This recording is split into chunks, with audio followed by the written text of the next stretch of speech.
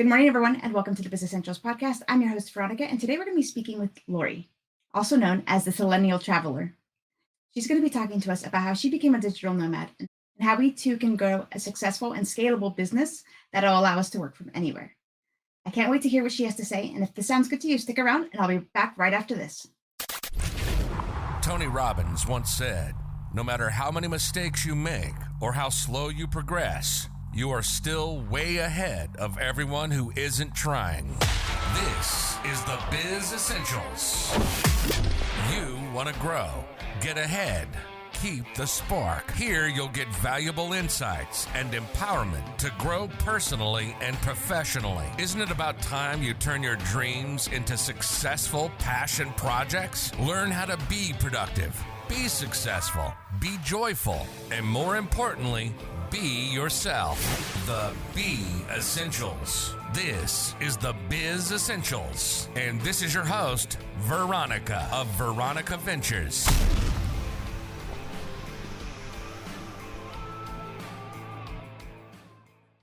Welcome back, everybody. We're back with Lori. Lori, I've already told our audience that you're a digital nomad, but why don't you tell us a little bit about yourself and what it is that you do? I am a business coach and also just a general business consultant and agency owner. The work I do allows me to have the freedom to live and work anywhere in the world. And as a business coach, I help entrepreneurs and other aspiring digital nomads to build their own remote-based businesses that allow them that freedom to live, work anywhere in the world, whether that's that they want to become a digital nomad themselves or they just want to live that freedom lifestyle of not having to do the 9-to-5 grind anymore. And I generally am able to work with people to get them up and running within about 3 months' time. Wow, that sounds amazing. So basically, you get to work wherever you want to be. Yes. And you teach others to do the same. Teach me. Yes. How does somebody become a digital nomad? That sounds amazing. Anybody that is looking to do it, you want to make sure that you're setting proper goals around that. You want to decide what kind of digital nomad you want to be, because there are different kinds. There's a lot that have done kind of the RV digital nomad lifestyle. So they just get an RV and they live in their RV and travel around that way. There's digital nomads that fly around to different international destinations. And there's some people who identify as a digital nomad, but they actually still have a house. It's more just, like they can work anywhere and they can take vacations when they want and kind of have that workcation lifestyle. If it's something that you want to do, if you want that freedom, it's deciding whether you want to do that by working for yourself or working for someone else. A lot of my clients actually, they're still in their 9-to-5s, but have also had some success in making that transition by just asking their existing boss, and can I work remotely? Because now we're in a better time than ever to be able to go do that. And a lot of companies are willing to allow that so that you could just transition in your existing job before you have to even build a business to support yourself. That's a great point, because a lot more companies are being open to that sort of thing. So I could definitely see that being possible. Let's pretend, I'm me, because I am. And I wanted to become not necessarily a digital nomad, because I don't think I could see myself not having like a home base, so to speak. But I would love to travel and take vacations whenever I wanted and have that sort of freedom to just work whenever, however I wanted. Right. Right? Doesn't everybody? How do I get started? What are the steps that I need to take to kind of pursue that lifestyle? I like to say there's 5 major shifts that you need to make, or steps that you need to take in order to really build a successful remote-based business. And I'll talk a little bit about each of them. But the first one being what I like to call just opening up the can of worms. And that is really just letting the ideas flow and getting really clear on what type of a business that you want. What is the offer that you're putting out there to the world? I like to do this with brainstorming.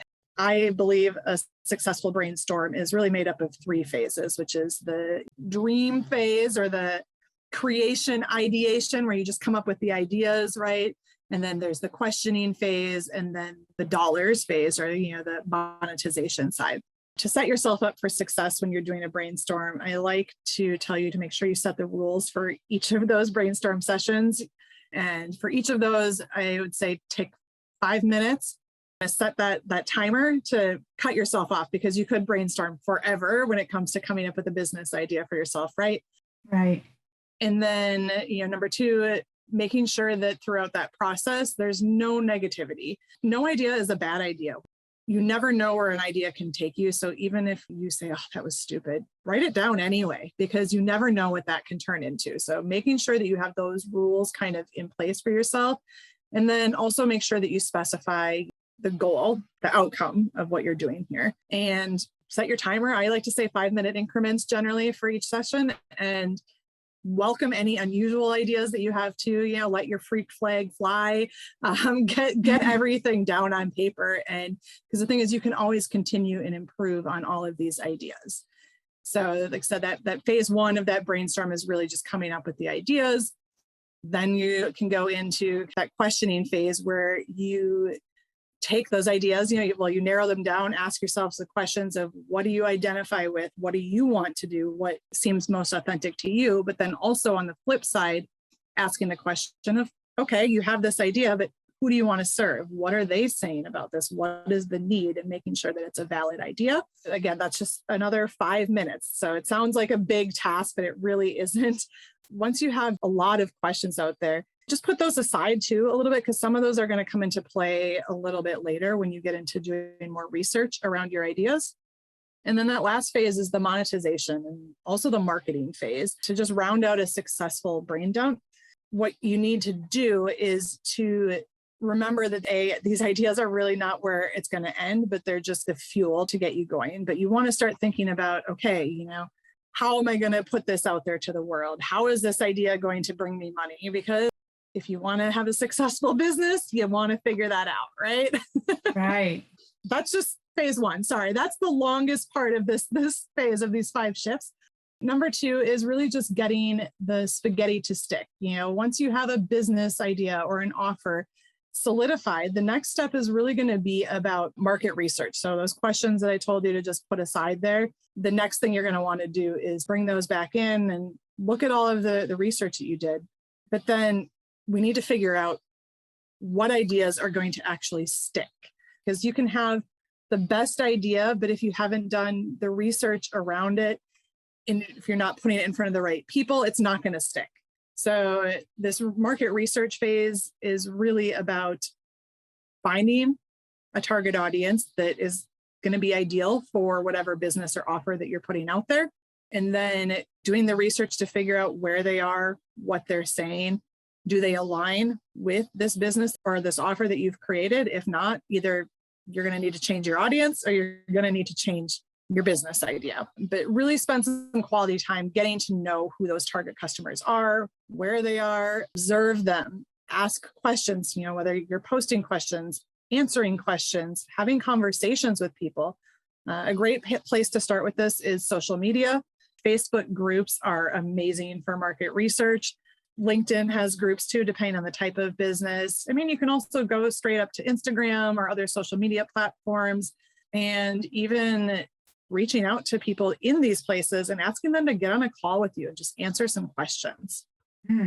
Okay, so if I'm understanding correctly, is first you do like a brain dump, and then whatever idea that it's going to move forward in the steps, then you do market research to make sure that that's actually a viable idea with a good target audience. And exactly. And the thing is if you want to have a remote-based business, social media, whether you're a fan of it or not, it's a necessary evil. So getting to know where your target audience is during this market research phase is really important. So social media has to be part of that process. Once you kind of get through that, it's going to just allow you to get really clear on your business, on your offer, on your audience, because when you can align things correctly with that correct audience, it makes it easier so that you don't actually have to be out necessarily selling yourself or selling your product, where you're actually able to attract people to you and build a community around your business so that it makes it a lot easier to find those clients rather than having to go to platforms like Upwork or Fiverr or something to find clients. And then you're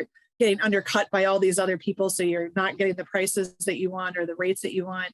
And they're also taking a big percentage of what you're making. So it allows you to be in control of your business more so. The next shift that I really like to remind people of is just to know your non-negotiables. This is really, really important if you're an entrepreneur. you need to be clear on your business and your lifestyle goals so that as you build out your business, you do so intentionally and so that you set yourself up to be able to live the lifestyle that you want. So whether it's, you said, having a home base and just being able to travel and have more freedom, more time with children and, parents, etc., or whether it's traveling full time, but you need to know what lifestyle you want so that you can build your business around it instead of the opposite. For instance, I want to work remotely and I want to have freedom. I want to be able to travel, or I don't want to be working more than 6 hours a day, or I will only work with people who are positive or people that are ready to take action in their business. All of those types of things. It's around the people that you work with, about the way you want your business to run, and about the lifestyle that you envision for yourself. Because knowing these things from day one of building your business is going to allow you to not only enjoy your business more, but it's going to allow you to set it up for long-term success rather than just right now. Absolutely. And what's funny is what you're saying about working with certain people and not certain people. For me, at least when I was first starting out, it's so counterintuitive to say, no, I'm sorry, I don't want to work with you. Maybe not in those words, but even in your head, like, to turn away business sounds like nuts. But it's true, because the more I've looked into it and actually practiced it in my own business, if you accept people or clients to work with that aren't a good fit, it's going to be miserable for both of you. It'll be like the longest 12 weeks, 8 weeks, whatever length of time you agree to work together of your life. I have had those difficult clients and it is terrible. So don't do that to yourself. Yeah, I had my very first experience of turning down a client even just a couple of weeks ago. And it was like stressful for me because I didn't want to do it. Like, I'm like, no, I don't want to let go of this. As soon as I did, I felt relief. So there was that anxiety, but I felt the relief of knowing that, okay, I'm not gonna have to deal with this particular person. So that was really awesome. And I just wanted to touch on that for our listeners who might be where I was a couple of weeks ago going, what are you, nuts? Why would I turn away business? It can feel terrifying to say, nope, I don't want to work with this person. But by saying no to those that you aren't wanting to work with, you open it up to be able to work with those that you do. Because the thing is, if you accept those nightmare clients, and if you can tell they're going to be a nightmare from before you even sign them, you don't want to work with them. But if you take those people on, then it's going to keep you from being able to work with the people that you really want to be working with. Those other people will come. I know that it's scary, but they will. I promise they will come. For sure.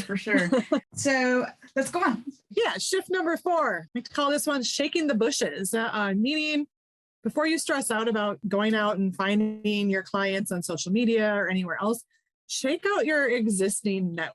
But this doesn't mean going out and selling to your network on your personal Facebook page, right? Because I don't think any of us like to do that. I mean, I know I hate it when I feel like my friends or family are trying to sell me, Amway products or Mary Kay or whatever, and it's that same concept. You feel pressure, you don't want that. But at the same time, word of mouth marketing is always the best. Yes, in my business, I teach people how to use social media and content and email to convert clients. But above all of those things, number 1 is word of mouth. If you can get a referral from somebody, that is always hands down going to be the best, because that person is vouching for you as an individual, as a professional, and you're going to get great results that way. So going out to your personal network, you don't have to do a hard sell, but just make sure that they're aware of what you're doing. Because a lot of times, we start these businesses and we do it almost in secret, because it's we don't want to put it out to the world in case it fails. But by doing that, we're also setting ourselves up to fail a little bit, because we're not making people aware that we are doing this, and they may have somebody that is perfect to work with you. So even if it's not your own friends or family or business associates that need your help, if they know somebody, then why wouldn't you want that referral? So make sure that you are putting yourself out there and just kind of, again, shake the bushes, see what's already there in your existing network and how people can help you. I like to challenge people to make a list of just 100 people. And it sounds like a lot, I know, but make a list of 100 people in your network that you know that could either be interested in your business or that you think could possibly refer you. Now, you don't need to do anything with that list. It doesn't mean you have to reach out to those people, but it's it's a really eye-opening experience when we realize like, wow, I know all of these people that could help me to grow my business.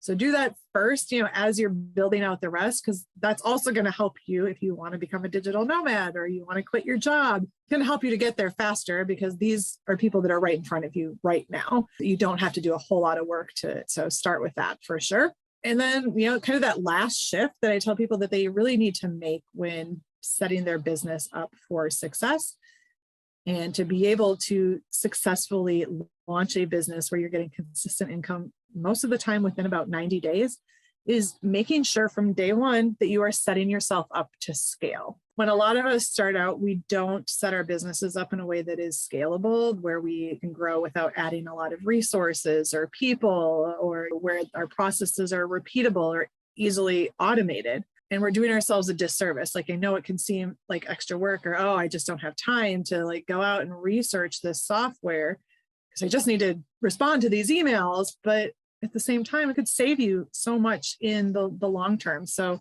day one, I want you to operate as though you are ready to scale your business. Yes, from day one, you're not going to be making $1 million and you're not going to have 10 VAs and staff and everything else, but consider what it's going to take when you get there so that you're laying the groundwork. And honestly, just yesterday, I was having a conversation with somebody about their business in the finance industry. And she made a comment saying, well, how do you think you're going to be able to help me set up my business to scale? Because I'm in it and I don't even understand how this is a scalable business model. Right. Honestly, this made me a little sad for her because, in her mind, it's like, I'm just stuck with the way it is right now. Like, this can't grow, it can't change. And that's not true. But that also means that she probably didn't start her business correctly from the beginning and that she's going to probably have more work now to go back and fix that. But sometimes those limiting beliefs, they hold us back from really seeing what is possible in our lives and in our businesses. But let me tell you, I have yet to find a remote-based business in the service-based industry where you're working directly with clients that cannot be set up to scale. I'm not suggesting that you go out and you buy all the automation software and invest a bunch of money up front, but you should be doing your research and you should be recording your processes so that when you bring a VA on, they can easily repeat a lot of those processes and they can handle a lot of that, opening you up to spend less time in your business and more time building your business. So that makes sense. Absolutely. So if I'm understanding correctly, once you have done your market research, before you even start, make sure that what you're thinking is going to be scalable. And I want to touch back on that in just a second. But once we get that business started, then we want to make sure we tell everybody.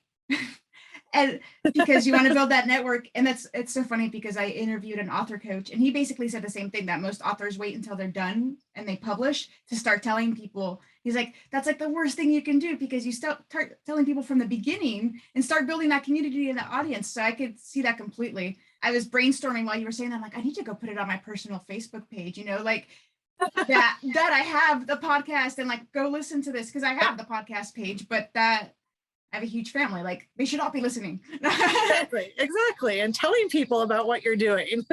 Right, exactly. And it's also funny that, do you know who Christina Kuzmic is? One of the things that I loved about her book is she starts it talking about her kids' birthdays and that instead of telling her kids to like close their eyes, make a wish, and then keep it a secret, she's like, we shout it from the rooftops because how are we going to help support each other if we don't even know what their wish is? So I'm like, that's genius because that's right. Like, if my kids had a big wish that they wanted really to come true, I would want to know about it. Why are we keeping it a secret?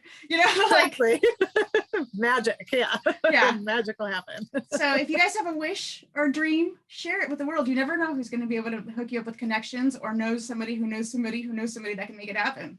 Did I miss anything? Oh, that's what I wanted to talk to you about. So scaling. You said, as you were talking, I'm like, well, service-based businesses, like for myself, I am the commodity that I'm selling because I'm the one doing the work. So I heard you say, okay, record your processes so that somebody else can basically duplicate it. Is there another component that we should be considering when trying to scale out that business or think about how we could scale out the business? Right. The brand is built around you. So it can sometimes seem like, well, how can I scale this? But you most definitely can. And A lot of it comes down to proper goal setting. And again, I'm sure you've heard of SMART goals, having goals that are specific, measurable, achievable or attainable, relevant, and timely. Being very, very clear on your goals for your business and having your long-term and your short-term goals. So you have that vision, and doing some visualization exercises to really understand what you want from your business and your life so that you can set goals that align with that, and then chunking them down into smaller bite-sized pieces. So, you may have a 5-year goal, break it down into smaller 1-year goals, and then even take those 1 years and break them down even further so that you can build out that vision of scaling and how to grow. So like, for instance, though, as a coach, when I first started, I knew that I was going to want to grow and I want to make more money. And I actually thought initially about going into group coaching, but a very wise coach that I was working with just said, no, you don't want to go right into group. Like, that's part of the scaling process. And now I can see that she was 100% right. And I tell my clients the exact same thing when they come to me and they're like, yeah, I'm building out this group program, or, oh, I'm building a course. Okay, but have you built the brand around you as a person, your personal brand yet? Right. So you need to build your brand with those end goals in mind. So, okay, you want to build a course. Okay, you want to build a group program, but you have to build yourself. If you're a coach, you have to build up your one-on-one clientele first. Then the next step in that phase is to start, a group program. And then you can launch even just courses or a monthly membership program. And it's taking the proper steps of scaling and seeing the big picture. So that's really what it's about, is understanding what that process looks like for you and for your business. But whether you're a coach, whether you are like a social media manager, whether you're a videographer, all of those things are scalable. And also knowing your plan for growing your team and having an idea too of what size team you want. Do you want a big company? Do you want a small, closer knit company? And what is the first position you're going to hire? What's the next position? And you may seem like you're getting ahead of yourself, but having those things nailed down now is going to make that next step so much easier for you. That makes a lot of sense, because if I was thinking, okay, my next step is going to be to hire a VA to help me with all the administrative stuff, as I'm doing stuff now, I could start recording so that when I'm ready to hire the VA, I already have it ready to go. So that makes total sense. I'm going to start doing that just in case, this blows up and I need a VA.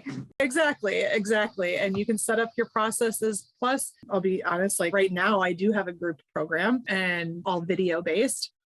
But some of the first videos that I recorded were actually videos that I recorded as training for my VAs to help me with some of these things that I'm now teaching other people. So when you're setting up these processes, even think of that. Okay, I'm teaching my VA, but if I have a course in mind, I could use the same video and repurpose. That's part of scaling too, is knowing what you can repurpose. So definitely. I'm snickering because my therapist said the exact same thing when I told her I made like this whole like package of videos for a client of mine so that they could then do what I was doing for them after I left. She's like, did you brand that? And I was like, no. She's like, are you nuts? That could be a course. I'm like, okay, well, I'll remake them. But yeah, so I'm snickering because, yeah, you're absolutely right. A lot of the times I think as entrepreneurs, we find a passion in things. And usually when we find a passion, the actual process might be easy to us. So we don't understand that for other people. At least this was how it was for me. I didn't get that other people found what I love to do difficult, because for me, it was like, yeah, that's easy. And so yeah, exactly. We undervalue ourselves because we don't realize that this is not something that everybody can do. We just have a gift for it. Exactly. I mean, I'll be honest, like when I recorded all my videos and built out my program, as I'm recording these, I'm just like, is this too basic? I feel like this is common sense. But then people are going through this program. They're like, wow, like this is so great. Oh, I didn't even think of that. And we forget that not everyone knows what we know. And by putting it down, on video or on paper or whatever we're doing to document that, not only is it setting it up for our future staff, but it's to also teach people those things, because everyone doesn't know that. And if they did, everyone would be doing it, right? Right. And what I noticed when I was creating those videos, it actually helped me narrow down my process for myself, because I was able to go, okay, what are my steps? I knew them because I do them all the time, but it allowed me to really evaluate whether those steps were, one, all necessary, and two, done in the proper order? Because is there efficiency issues here? Like maybe just because I've always done it this way might not be the most efficient way to do it. So that was really interesting to me as well. I did end up moving some things around. Like this would be way easier if I did it in this order. Like, but when you're in the middle of doing it, you don't necessarily think about it if you've always done it that way. That is the secret to scaling successfully, is just making sure that you are recording processes and that you are planning and setting goals for the future so that you know as you grow what you do need to document. One thing that struck me when you were talking about the different businesses that are scalable, you said videographer. If you're a videographer, how do you scale that? Because you are the one actually doing the video. Like maybe I'm just narrow-minded when it comes to that sort of thing, because I could see, I guess, scaling it out if other people are doing the editing, or are you thinking maybe you need to train somebody to do the videography like you do? Well, it depends on how you want to scale it, but you could be scaling so that you're adding people to your team to be doing the editing for you, whether it's employees or subcontractors. But it could also be that instead of being the done for you model, that you are developing a course, then you have that income coming in on autopilot. So then when you're actually choosing to work with one-on-one clients, you can be really choosy about who it is that you actually are working with, because you don't necessarily need them anymore because you have those other multiple streams of income coming in. A lot of people I find, whether it's videographers, photographers, digital marketers, it doesn't matter. A lot of people end up going into coaching. So you could then, take that, you become a coach for videographers. And again, you start as a one-on-one, and you scale to group programs, and then you bring courses into the mix or membership. It can go a little different depending on what path you take, but there are so many ways to really create a scalable business around anything. And for sure, videography, it is also about knowing your value and charging prices that align with your lifestyle goals. Because the thing is, there's people out there willing to pay for quality work. And a lot of times we do undersell ourselves, which then makes it really hard to think about scaling if we're not getting what we're worth from the beginning. That makes absolute sense. And I was guilty of one of those too, until my business coach was like, what are you doing? Like, because to me, I'm like, well, they could do this for themselves, or well, they could hire somebody on Fiverr to do this for like way cheaper than even this price. And it's not the same, because it's not just the product that you're offering, but it's the service and the quality and the customer relationship and all that sort of thing that people want to be able to rely on you. So it's about the value you add. It's not just the thing. Exactly. I like to say it's about the transformation. It's about the solution or the problem that you solve. And when you can get people to actually see that side of it, they don't care necessarily about the price. That's your ideal audience. Absolutely. I think I got the steps to being a digital nomad as far as setting up the business for success. Once you have all that set up, what next? Go lay on a beach in Tahiti somewhere. Action, take action, make it happen. And reach out to you when we go, oh my God, I don't know how to do this. Yeah, exactly. Just take action. Call it messy action sometimes. Like you just have to do something. So just start taking action. Right. If you wait for the perfect scenario, that perfect scenario never going to happen. Yeah, exactly. Of course, if you are struggling, reach out, whether it's me or, any other business coach, getting help. I mean, even for myself, I am a coach. One of them was extremely transformational and she changed my life. So if you are struggling with any of that, that is the next step to actually taking that action.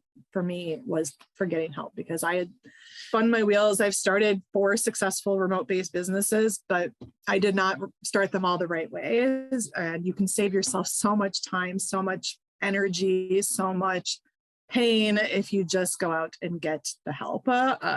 There's different kinds of help, but when you're first starting out, get a coach. The next kind of help will probably be a VA. And building out a team. Exactly. No, I completely agree with you on the business coach thing, because I used to be one of those people of like, well, I could figure it out. I don't need people to help me. But there's such a different perspective when you have a business coach, and it makes things so much easier. When I started looking around me and I realized that all the professional people that I looked up to all had business coaches, and I'm like, well, if they need a coach, maybe I need a coach too. Like they say, dress for the position you want, get the coach for the position you want, get somebody who's already done it to help you get there. And somebody to hold you accountable, because I think that's one of the biggest problems that I see, is that They don't have anybody to hold them accountable. They may even have an idea of what the steps are. They just let it go, or they get overwhelmed and they're like, I don't know what to do next. So they just stop and they just give up instead of having someone there to support them and say, okay, why aren't you doing this yet? Well, because it was hard. So I took a break for the last 3 months. Absolutely. I know some of our listeners will want to reach out to you. Where can they find you? They can find me on Instagram. My handle is Xennial Traveler, Xennial Traveler. I have a great community on Facebook, and that is the Build and Scale a Profitable Business Work from Anywhere group. Would love to talk to any of you about your business and what your next steps should be. Lori, thank you so much for being on the show. I learned a lot about scalability and the things that I should be considering now so that I can scale my business in the future. I really appreciate your time. And audience, if you want to connect with Lori, be sure to check the show notes. I will put all of her contact information there. One more thing before I let you go. I just wanted to give you a little sneak peek. I am currently working on some exclusive episodes with former guest Doug Brown that's only going to be available to our mailing list, and you get to be a part of it. Go to thebizessentials.com and sign up. In the days to follow, we're going to have a dedicated landing page, but I didn't want to miss the opportunity to tell you that today. Anyway, guys, thanks again so much for joining me, and I'll see you next time on the Biz Essentials. Bye. You've been listening to the Biz Essentials. Thanks for listening to the show. We hope you've gotten some useful and practical information, learning how to be productive, be successful, be joyful, and more importantly, be yourself, and turning your dreams into successful passion projects. By listening to this show, you've already set into motion the most important part, starting. So it's important to catch the next episode. Make sure to like, rate, and review the show. In the meantime, hook up with us on social media at Veronika Ventures and at the Biz Essentials. Till next time, this is the Biz Essentials.